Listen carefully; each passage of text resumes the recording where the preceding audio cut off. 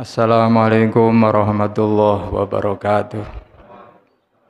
Bismillahirrahmanirrahim.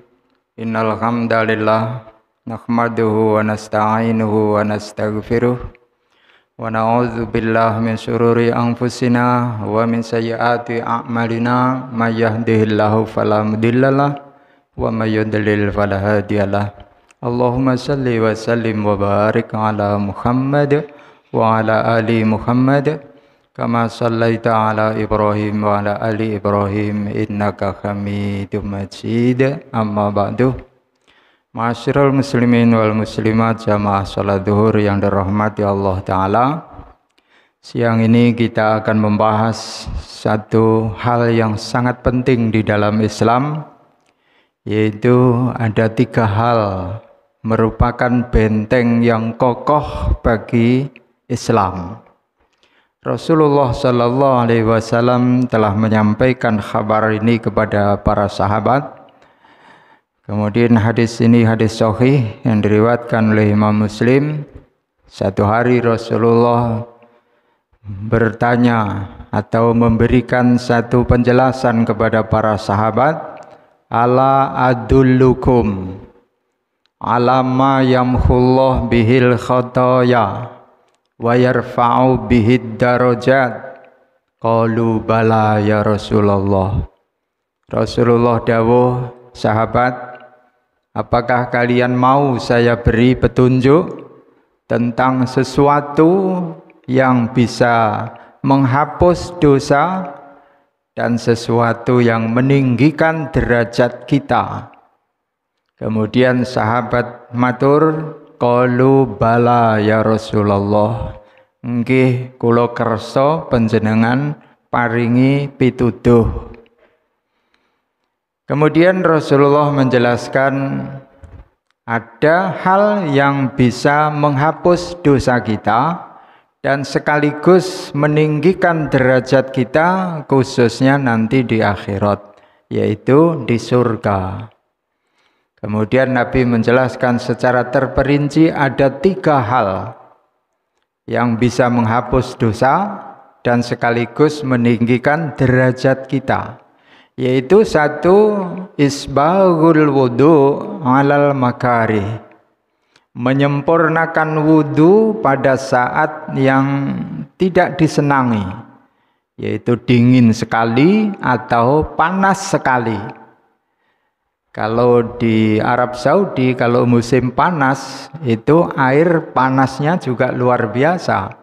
Kalau musim dingin, dan dinginnya juga luar biasa.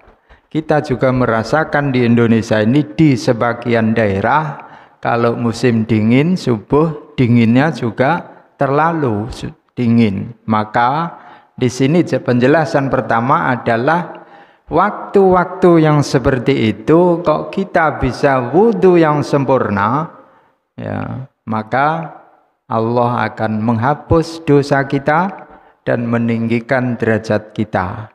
Jadi wudu yang sempurna itu tentu kita melihat contoh wudu Nabi Muhammad sallallahu alaihi wasallam. Wudu yang sempurna itu diantaranya adalah membasuhnya seluruh anggota wudu 3 kali 3 kali. Basuh tangan 3 kali, muka 3 kali, kaki 3 kali. Walaupun 1 kali kalau sudah rata itu boleh. 1 kali basuhan, 2 kali basuhan, atau 3 kali. Ini wudu yang sempurna.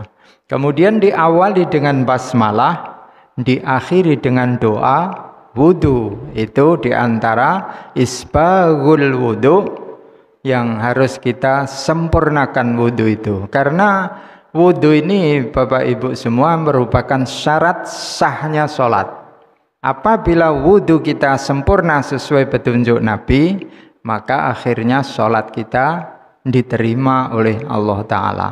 Karena wudu merupakan syarat yang harus dipenuhi sebelum melakukan sholat. Itu 1. Kemudian yang kedua, kathratul khutha ilal masajid.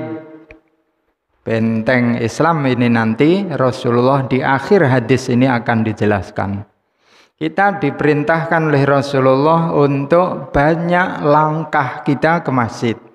Artinya, kalau ini kita lakukan, maka dosa kita diampuni dan derajat kita nanti di akhirat akan ditinggikan oleh Allah. Kasratul khuta itu adalah 5 kali sehari semalam di masjid manapun. Kalau kita sedang bekerja di masjid lingkungan kerja kita. Kalau kita sudah di rumah, di masjid lingkungan kita. Itu kalau kita lakukan 5 kali sehari semalam, salat subuh ke masjid, zuhur ke masjid, asar ke masjid, maghrib ke masjid, kemudian isya ke masjid, itu namanya langkah kita sudah banyak. Kasratul khuta ilal masajid, langkah kita. Walaupun kalau kita rumah kita 10 meter, ya 10 meter pulang pergi 20 kali 5 berarti 100 meter. Sudah banyak itu. Kasratul khuta ilal masjid. Pendek kata, kita sebagai umat Islam, ya, apabila ini kita lakukan dengan ikhlas, maka dosa kita akan diampuni oleh Allah dan ditinggikan derajat kita. Kemudian yang ketiga adalah Nabi menjelaskan intidharus shalah ba'das shalah. Menunggu sholat setelah sholat. Bagaimana itu bisa dipraktekkan? Padahal kita kerja. Setelah zuhur harus kita kerja. Kenapa harus nunggu sholat? Dawai Nabi ini adalah bisa 2 makna. Yang tidak punya kerjaan, maka bisa nunggu di masjid atau datang ke tempat pekerjaan, dan itu wajib, tidak boleh ditinggalkan. Sebagai kita karyawan atau pegawai negeri, maka tidak boleh duduk di masjid setelah sholat. Harus kembali ke tempat kerja. Itu menurut hukum fikih di dalam Islam. Jadi maksudnya intidharus shalah ba'das shalah itu hati kita setelah menyelesaikan kewajiban sholat zuhur misalnya, pulang ke tempat pekerjaan, nanti hati kita itu harus selalu konsentrasi, mana nanti asar itu jam berapa. Kemudian misalnya jam 2:30 misalnya, itu selalu ingat, itu namanya selalu menunggu sholat. Kapan nanti sholat asar? Jam 3 misalnya. Itu selalu ingat hati kita. Tugas yang sangat utama di dalam Islam adalah sholat. Intidharus shalah ba'das shalah. Atau menunggu, misalnya kalau kita sholat maghrib di kampung kita masing-masing, maghrib ke isya itu kan cepat, 1 jam. Kemudian diadakanlah kajian Islam, atau membaca Al-Quran, atau zikir, atau doa, atau apa saja di situ. Tidak pulang, kita nunggu sholat maghrib, nunggu sholat isya setelah maghrib. Ini kalau kita lakukan dan kita biasakan, maka dosa kita terampuni secara otomatis oleh Allah Ta'ala. Dan nanti di akhirat merupakan kenaikan derajat kita sebab amalan 3 itu.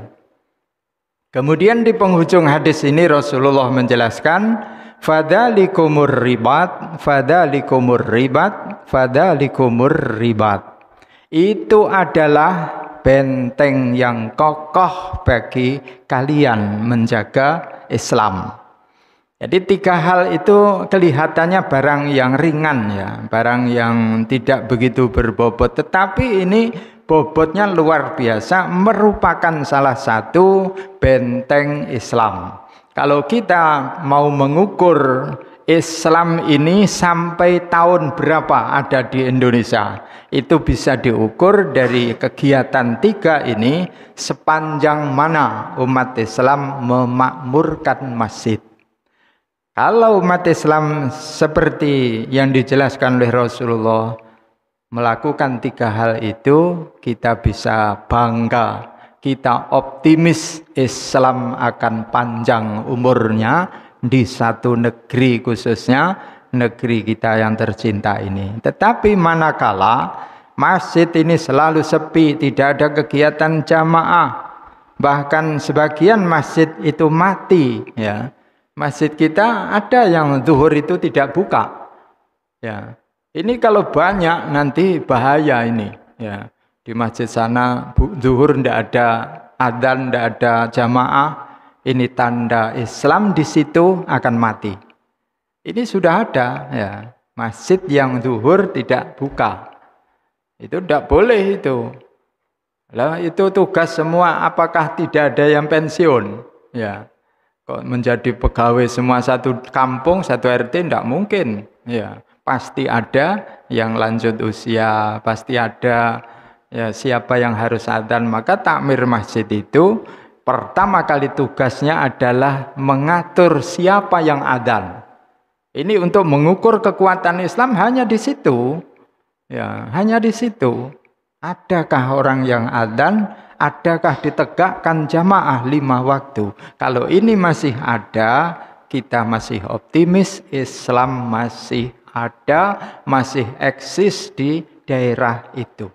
Ini yang harus kita perhatikan, ya. Kelihatannya hal yang sangat ringan, ya, itu, atau remeh bisa dikatakan, tapi ini Rasulullah menjelaskan fadzalikumur ribat. Ribat itu benteng Islam yang kokoh. Kalau asli maknanya itu tentara yang jaga di perbatasan. Itu fadzalikumur ribat itu. Jadi terjaga Islam itu dengan wujudnya umat Islam memelihara jamaah. Maka sibuknya kayak apa, kita itu kalau sudah dipanggil adzan, kita harus datang memenuhi panggilan Allah Ta'ala. 25 menit kalau dibagi 55 itu. 5 kali 25 menit. Kita masih ada waktu 23 jam. Khusus untuk urusan kita di dunia. Allah minta tegakkan sholat dan berjamaah. Mudah-mudahan Allah Subhanahu wa Ta'ala memberi taufik dan hidayah, pertolongan dan petunjuk supaya kita bisa menegakkan hal-hal yang seperti itu yang sangat penting, merupakan benteng Islam yang kokoh. Semoga kita selalu diberi tambahan ilmu dan kemudian kita bisa mengamalkannya. Subhanakallahumma bihamdika asyhadu an la ilaha illa anta astaghfiruka wa atubu ilaik. Assalamualaikum warahmatullahi wabarakatuh.